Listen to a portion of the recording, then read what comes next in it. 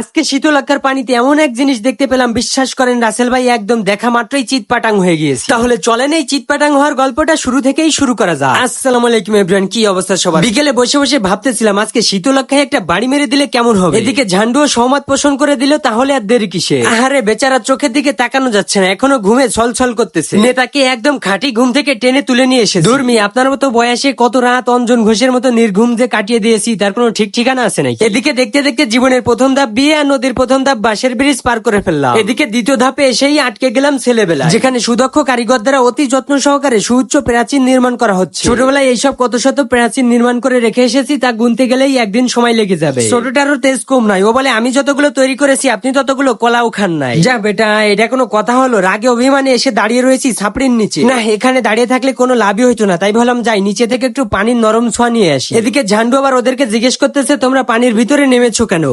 যা পুচকা যা তুমি পুচকে বেটা। দিলাম ধাক্কা মেরে খাবি লেলে চিড়ে হালকা একটু চিনি দিয়ে। তাকে কই ধাক্কা মেরে ফেলালাম, নিজেই কনফিউজড হয়ে গেলাম। যেতে যেতে নদীর মাছ পর্যন্ত চলে যাচ্ছে, তারপরও পানিতে ভিজতেছে না। নদীতে পানি নেই নাকি পানিতে নদী নেই, নাকি সে ওয়াটার প্রুফ হয়ে গেল? উত্তর জানা থাকলেও প্রশ্ন জানা নেই। পানিতে না নামলে কি হবে? পানির উপর দিয়েই নদীর মাছ থেকে একটা বাড়ি মেরে আসলাম। পাড়ে আসতে না আসতেই দেখি রাজা মিয়া কি সুন্দর হাত পা ছড়িয়ে ভাসতে ভাসতে যাচ্ছে। ঝান্ডু আবার সেটাকে খুব ভালো করে মুখস্থ করতেছে, কি দিন আসলো। এদিকে এসব নিয়ে তাদের দুই ভাইয়ের কোনো মাথা ব্যথা নেই, তারা তাদের মতো আছে গল্প স্বল্প নিয়ে। কিন্তু ঝান্ডুর কথা শুনে চিৎপাটাং না হয়ে আর পারলাম না। যাই হোক, এইসব অনাকাঙ্ক্ষিত দুই একটা ঘটনা নদীর পাড়ে ঘটবে, এটাই স্বাভাবিক। তবে চিৎপাটাং হয়ে কিন্তু ভালোই লাগতেছে। চারিদিকে ঠান্ডা শীতল বাতাস, আবার এদিকে শীতলক্ষার শরবতের কড়া স্মেল। আহা জীবন! এই সব কিছুর মাঝে ছোটখাটো একটা ঘুম দিয়ে দিলে কেমন হবে? আমাদের দেশে সেই ছেলে হবে কবে যে কিনা বিছানা ছেড়ে নদীর পাড়ে এসে ঘুমাবে। তাই হ্যাঁ, এ দেখি সকাল হয়ে গেল। সবাইকে গুড মর্নিং। সকাল সকাল একটু নাস্তার ব্যবস্থা করলেও তো পারেন আপনারা। যাই হোক, নিজের নাস্তা জোগাড়ে নিজেই বের হয়ে পড়লাম, কিন্তু নাস্তার বোধহয় আমাকে দেখে পছন্দ হয়নি, দেখেই দিল দৌড়। কি আর বলবো, ছাগল তো ছাগলই। যেহেতু বিপরীতধর্মী পরস্পরকে বিকর্ষণ করে, তাই এটি আমাকে দেখা মাত্রই ছিটকে চলে গেল। নাস্তা না করতে পারি, সারাদিন খালি পেটে থাকি, তারপর একটা কনফিডেন্স তো পেলাম যে আমি একজন মানুষ। আমি যদি গরু ছাগলি হইতাম তাহলে ও আমাকে দেখে আসতো, কারণ সমধর্মী পরস্পরকে আকর্ষণ করে। যাই হোক, নদী নালা খালবিল নিয়েই আমাদের এই বাংলাদেশ। যেখানে খালবিল আছে সেখানে মাছের সঙ্গে গরু ছাগল তো একটু থাকবে। যেখানেই গরু ছাগল সেখানেই উন্নয়ন আর উন্নয়ন। সেটা আমরা বিলিয়নারদের দেখলেই বুঝতে পারি, কারণ বর্তমানে যত বিলিয়নার আছে সবাই গরু ছাগল নিয়ে উঠে পড়ে লেগে পড়েছে। স্বয়ং মার্ক জুকারবার্গ যেখানে গরু চাষ শুরু করে দিয়েছে, সেখানে আর বুঝতে বাকি থাকে না যে গরু চাষেই করোড়পতি থেকে রোডপতি। তবে এই রানের স্কোরে হাঁস মুরগিও পিছিয়ে নেই। এই মুরগিওয়ালাকেই দেখেন, এলাকার ভিতরে ছোটখাটো একটা মেলা বসিয়ে দিয়েছে। এই মেলার মাঝে ঝান্ডু একটা 50 টাকার নোট কুড়িয়ে পেয়েছে, তাও আবার সাইজে ছোট। এত ছোট সাইজ তো যাই হোক, আর কিছু না বলি এখানেই ভিডিও শেষ করি। তো ভিডিওটি কেমন হলো অবশ্যই জানাবেন, আর এইরকম নতুন নতুন ভিডিও পেতে অবশ্যই পেজটাকে ফলো করে দিবেন। আজকের মতো চলে যাচ্ছি, কিন্তু যাচ্ছি না, কারণ বাকি নামাজ বাদ মিলাদের আয়োজন করা হয়েছে। আমরা সবাই বসি, ইনশাল্লাহ অনেক ফায়দা হবে। আর এইরকম ছোট সাইজের টাকা পেতে হলে অবশ্যই ভিডিওটাকে একটা শেয়ার করে দিবেন। সবাই ভালো থাকবেন, সুস্থ বিনোদনের সাথেই থাকবেন। আসসালামু আলাইকুম।